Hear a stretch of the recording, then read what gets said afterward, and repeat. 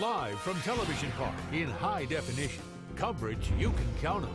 This is WJBF News Channel 6. Good morning, Augusta. Good morning and welcome to Good Morning Augusta at 7:01 on your Sunday morning. I'm Dion Guillory here with Chief Meteorologist George Myers, who's in for Kevin Nywood. And George, you said it. It was going to happen. Yeah. A cooler morning this morning, and then we can expect some more.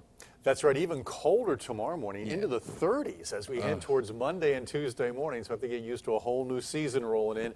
Take a look outside. We'll check out our Jiffy Lube Sky View Network. The sun is rising, bursting above the horizon. Going to be a great day. Just a little bit on the cool side, but plenty of sunshine. It'll be nice enough. If you're headed out, though, to church in just a little while, don't be surprised to feel a chill in the air as temperatures right now are holding in the upper 40s and low 50s across the metro area. We'll go from west to east. Thompson, you're at 46.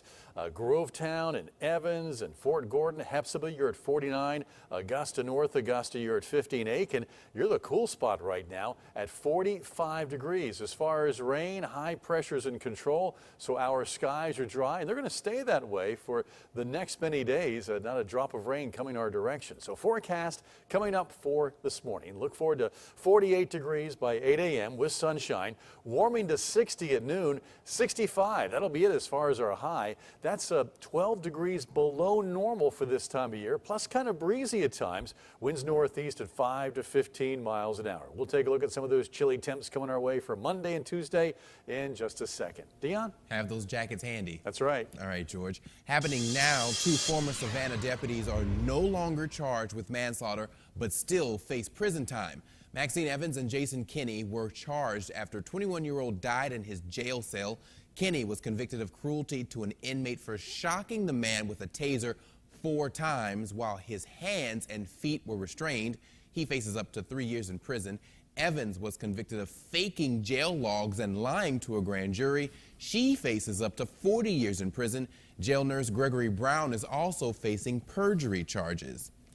A South Carolina sports bar is forced to pay millions after serving a man involved in a deadly crash. 6-year-old Emma Longstreet died after David Hutto drove drunk and crashed into her family's car. Jurors decided the bar was negligent for serving the man after a state-mandated closing time. Hutto is now serving 10 years in prison. The bar has to pay the Longstreet family nearly $4 million after that crash. 4 people from Aiken are dead this morning after an accident on I-95 in North Carolina. It happened near Fayetteville. Reports say the family's Dodge Durango ran off the road and hit a tree. The coroner confirms 33-year-old Reginald Reddish, 31-year-old Jennifer Reddish, 13-year-old Cardell Sapp, and 2-year-old Reginald Reddish Jr. all died. At this time, we're still investigating and gathering information, so it just looks like possibly they lost control for some unknown reason. But we can't confirm what exactly happened until we gather all the facts. 3 other passengers were hurt and taken to the hospital. Troopers say the group was on the way to a family reunion. The mother of a baby found dead is back in Florida this morning in jail and facing murder charges. Kristen Berry was extradited to Florida from South Carolina. 2-month-old Chance Walsh's body was found just a couple of days ago. His parents spent some time at an Augusta motel before they were arrested after a car crash in Jasper County. Berry faces 1 count of child neglect and 1 count of first-degree felony murder. Joseph Walsh, the baby's dad, is expected to be extradited to Florida sometime this week. More than a dozen people are in jail this morning after a felony roundup in Richmond County. The Sheriff's Office and the Georgia Department of Corrections visited several sex offenders and convicted felons. 19 were arrested for probation violations. Some of those sex offenders are facing new charges this morning because investigators say they found child porn on them. 2 convicted felons were found with stolen guns. More arrests are expected sometime this month. Time now is 7:05, and Payne College may take away Bill Cosby's honorary degree.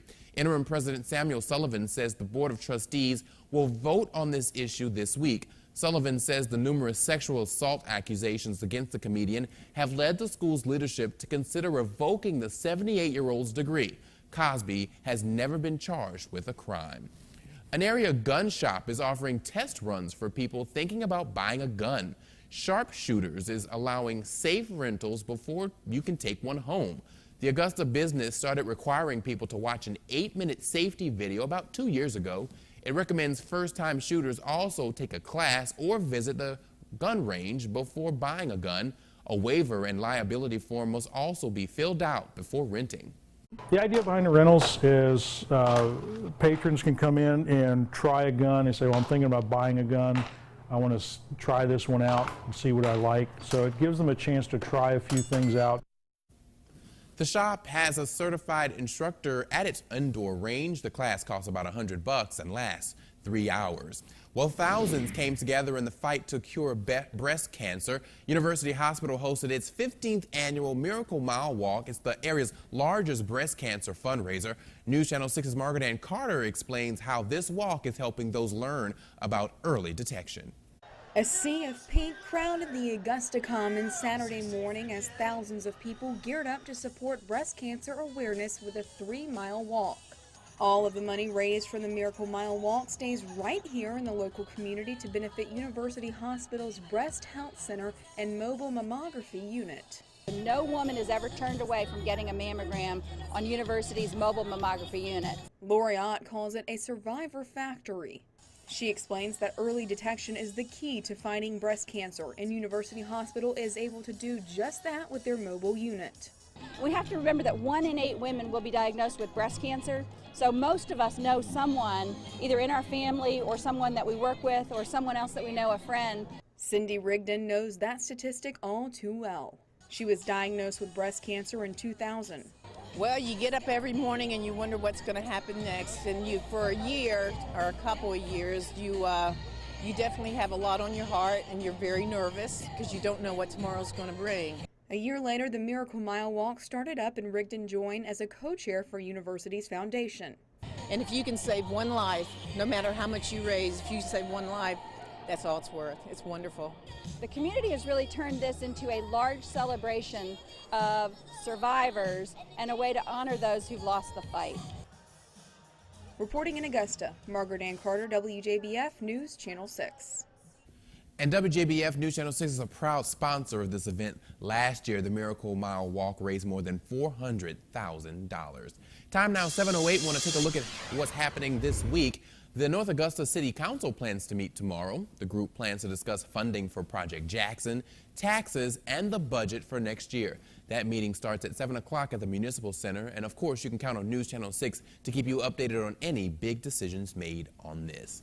Republican frontrunner Donald Trump is heading to the Palmetto State this week. Trump will be in Anderson tomorrow night. Now, he plans to speak at 6 at the Civic Center. That's on Martin Luther King Jr. Boulevard. The doors there open at 4 o'clock.